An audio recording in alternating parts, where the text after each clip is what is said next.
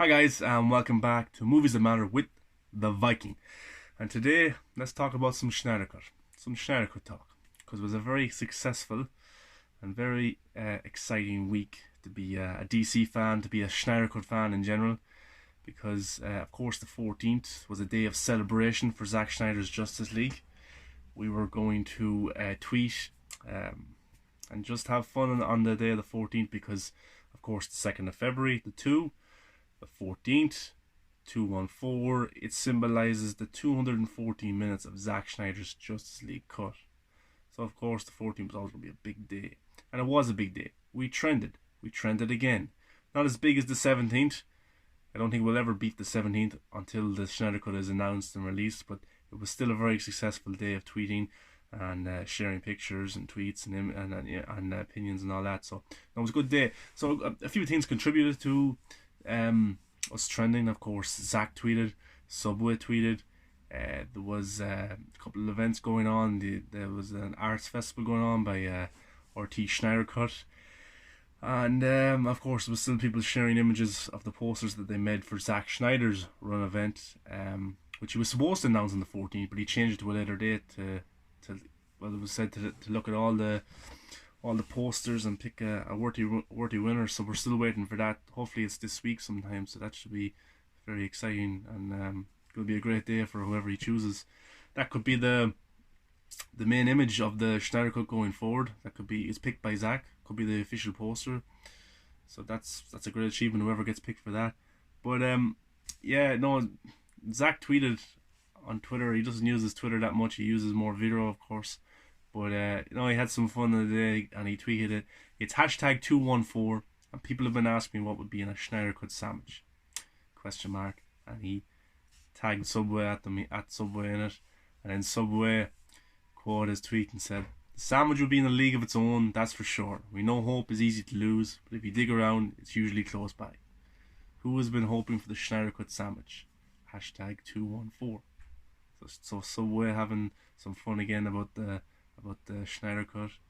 And then Zach, he commented then, he goes, obviously it's all meat, no cheese, no bologna.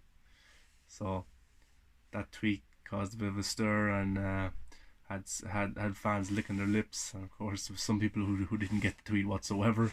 It's all meat, it's all Zack Snyder, it's no cheese, no cheesy dialogue, no input from the studio, and no bologna, no lies, no false promises, no false advertisement. 100% uncut Zack Snyder. And so yeah, fans ran with that, retweeted and stuff, had some fun with it. Of course, people did some kind of memes as well, which Zach was one of Zach standing outside Subway, and a speech bubble coming out, and that quote's in it, and Zach shared that in his video. So Zach does have a sense of humor, for all you Marvel non-DC Zack Snyder haters. He has a sense of humor, so that was good. That definitely helped us trend it.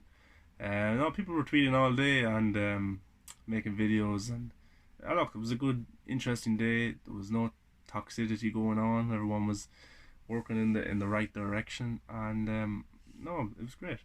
And of course, another interesting thing, Zach shared a picture of the Flash on Vero saying "Happy 214," and it was never before seen picture of the Flash saving what looks to be Star Labs employees. I'm not too sure where it takes place, if it takes outside the building of Star Labs. We know something goes down at Star Labs, or it takes place when Steppenwolf. It's very hard to know.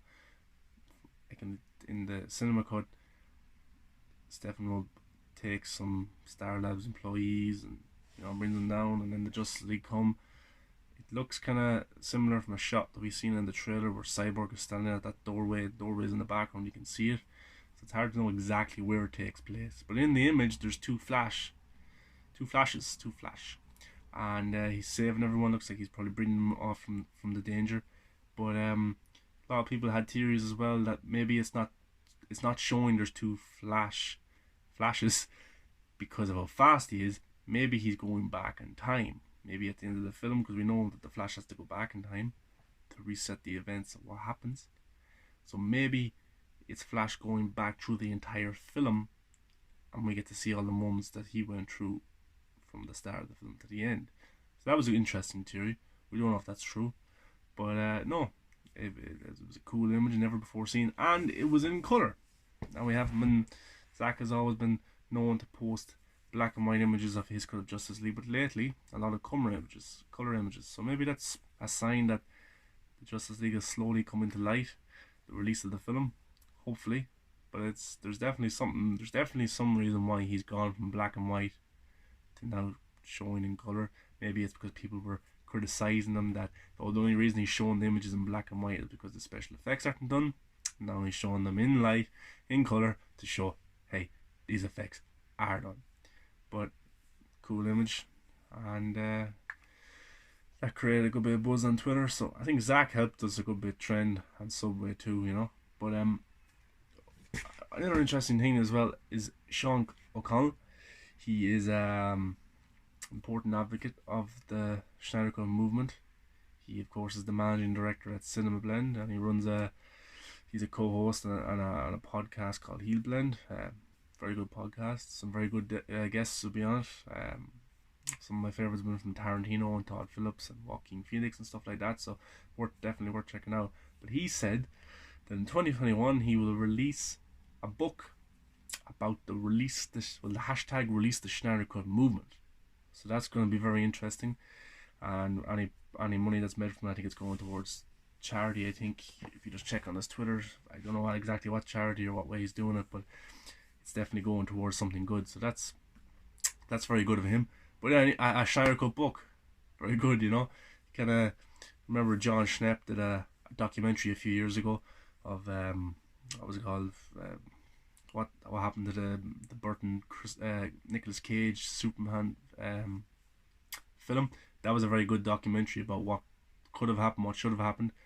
And this is a book that will detail everything that's gone on in the Snyder Cut movement and all the situations with the film, and yeah.